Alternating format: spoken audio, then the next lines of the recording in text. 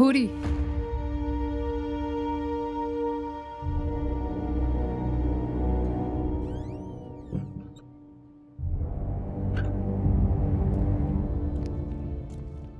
وایسا ببین چی میگم. هوری. سلام عمو جان. شفیع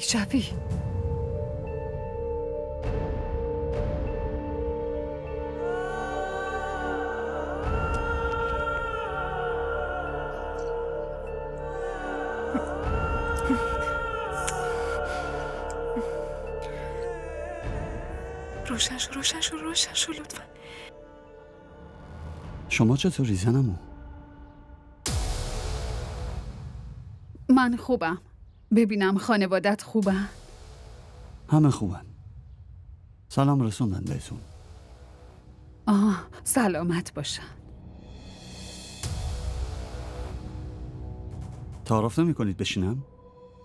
من حتی نمیخوام ریختتو ببینم با اون کاری که کردی. برای همین بود نمیخواستم دخترمو به شما بدم. باید درس بهش میدادم عمو جان.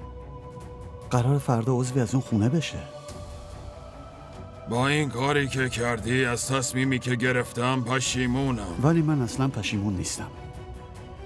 من هر کاری که کردم به عنوان پسر خانواده، به عنوان برادرش وظیفه خودم دونستم. شما هم اینجا نبودین عمو. اگر شما توی شهر بودین شاید اینطوری نمیشد. خودتون بگین چه کار میکردم. شما خودتون خوب میدونید عمو جان. ما برای آبرومون سرمون رو هم میدیم. این که دیگه بحث غیرت بود. هوری دختر خیلی با نزاکتیه قیصر. هیچ وقت نمیذاره لکه‌ای روی آبرو و غیرتت بیفته، چون باباشم از همون خونه‌ایه که تو توش بزرگ شدی. ولی زنمو اون تو محیط دیگه ای بزرگ شده. باید درسی بگیره که حدودشو بفهمه. اون میفهمه. برای همینم به جز جمال همه دوستاش دخترن. خب سوال همینجا زنمو. اگه همه دخترن پس جمال چی کار هست؟ برای اینکه جمال یه پسر معمولی نیست. اون یه پسر خیلی شریف و مؤدبه. اون فقط توی درسای هوری بهش کمک میکنه، هواشو داره. خب مگه چیه؟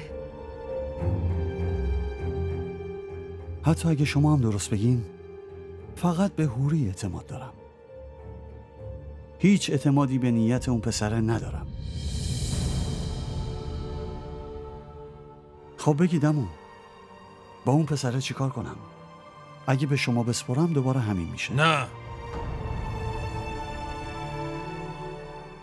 تو لازم نکرده کاری کنی. خودم حسابش رسیدم به روش خودم.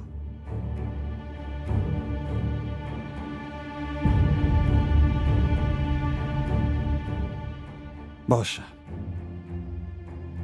اگه روش شما رو درک کرده همون براش خوبه، وگرنه خودم حسابشو میرسم به روش خودم. خداحافظ.